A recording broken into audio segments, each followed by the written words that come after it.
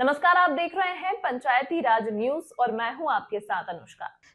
लोक स्वास्थ्य यांत्रिकी विभाग मंडला में पदस्थ कार्यपालन यंत्री मनोज भास्कर ने गत दिनों पंचायती राज न्यूज के जिला ब्यूरो चीफ संत कुमार ठाकुर को अपनी एक विशेष मुलाकात में बताया कि ग्रीष्म ऋतु में पेयजल समस्याओं के त्वरित निराकरण के लिए मंडला जिले के सभी खंड व उपखंड स्तर पर कंट्रोल रूम बनाए गए हैं। उक्त कंट्रोल रूम में प्रातः 8 बजे से रात्रि 8 बजे तक विभागीय अमले की तैनाती की गई है। पेयजल समस्याओं के निराकरण के लिए 2 तरह के कंट्रोल रूम स्थापित किए गए हैं, जिनमें खंड स्तर के कंट्रोल रूम के प्रभारी कुमारी सुमन रानी मरावी, सीएल अरमेती अनुरेखक कंट्रोल रूम सहायक व चंदन लाल रघुवंशी कंट्रोल रूम सहायक को नियुक्त किया गया है, जिनसे 7470588230 7566078782 पर संपर्क किया जा सकता है। वहीं उपखंड स्तर पर मंडला में विनेश उइके, कुमारी सोनल को नियुक्त किया गया है, जिन्हें क्रमशः 8357807971 पर संपर्क किया जा सकता है। वह उपखंड मवई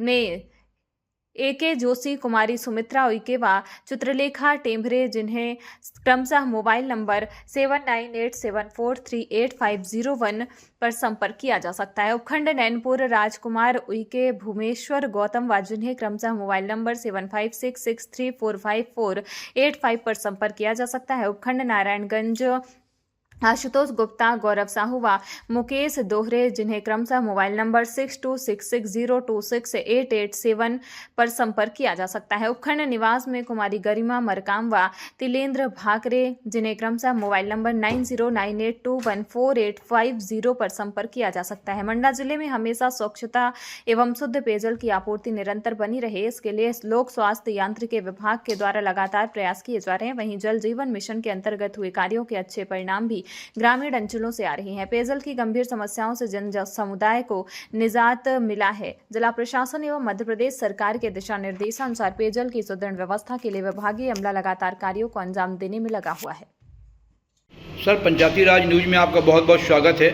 सर, अभी ग्रीष्म ऋतु शुरू हो चुकी है, इसके लिए आप ग्रामीण अंचलों में पेयजल के लिए क्या व्यवस्था किए हैं?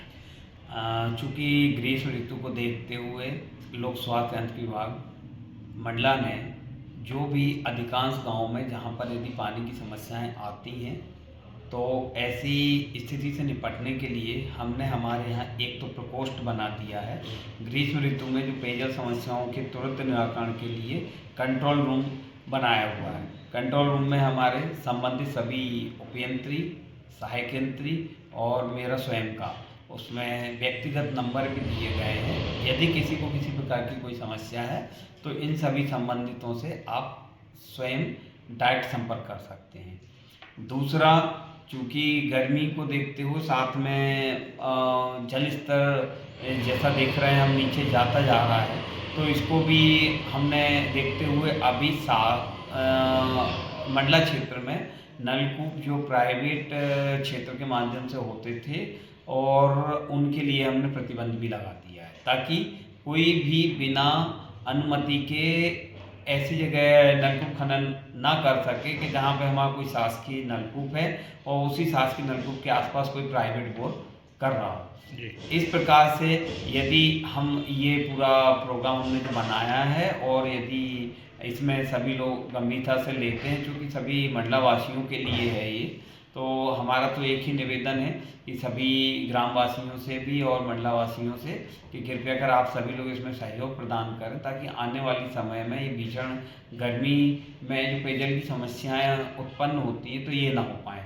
क्योंकि कई बार प्राइवेट ट्यूबवेल खनन करवा लिया जाता है, किसानों के माध्यम से भी करवा लिया जाता है, या व्यक्तिगत व्यक्ति के माध्यम से भी वो हमारे जो शासकीय कूप रहते हैं और शासकीय कूप या नलकूप या पेयजल स्रोत हैं उनके आसपास कोई भी यदि करवा देते हैं तो हमारा भी पेयजल स्रोत ड्राई होने की समस्याएं रहती है, इससे पेयजल की समस्या उत्पन्न हो जाती है।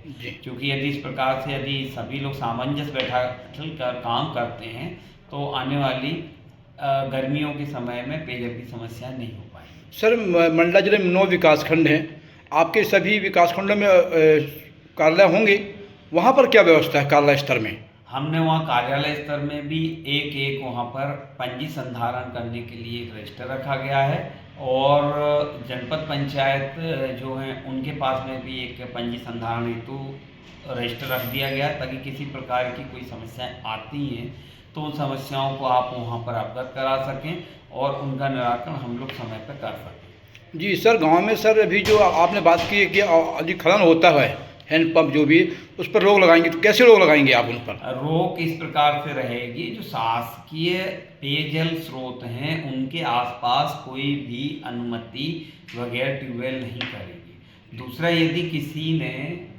आपको कोई स्रोत निर्माण का काम करवाना है, आप एसडीएम कार्यालय में अपना आवेदन प्रस्तुत करें।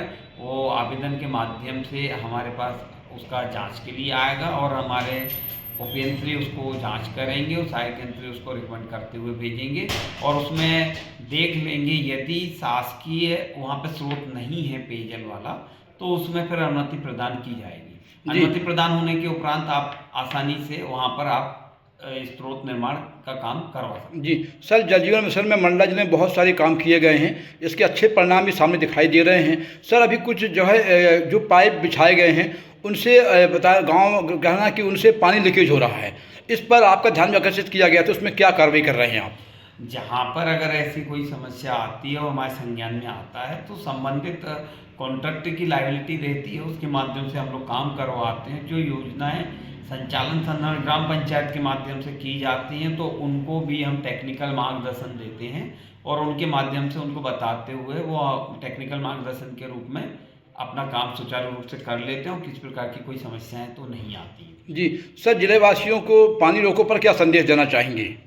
हमारा बस एक ही निवेदन है कि अभी आने वाला गर्मी का समय हमारे लिए बहुत ही भयानक रहता है, बहुत ही हमको एक इससे उभारने के लिए चूँकि बहुत सारे अभी स्ट्रक्चरों पे काम करना बाकी है तो चूँकि जिला पंचायत के माध्यम से भी कुछ काम किए जाते हैं जिसमें मनरेगा के अंतर्गत छोटे छोटे check dam, small check dam या अन्य कोई स्ट्रक्चर जो रिचार्जिंग से संबंधित रहते हैं ये सभी बनाए जाते हैं। तो जहाँ जहाँ पर ऐसा जल स्तर कम हुआ है ऐसी जगह को उनके माध्यम से चिन्हित करते हुए और उन्होंने उसमें काम किया है तो निश्चित रूप से ही जल स्तर की समस्याएं आने वाले समय में नहीं आएंगी। धन्यवाद सर।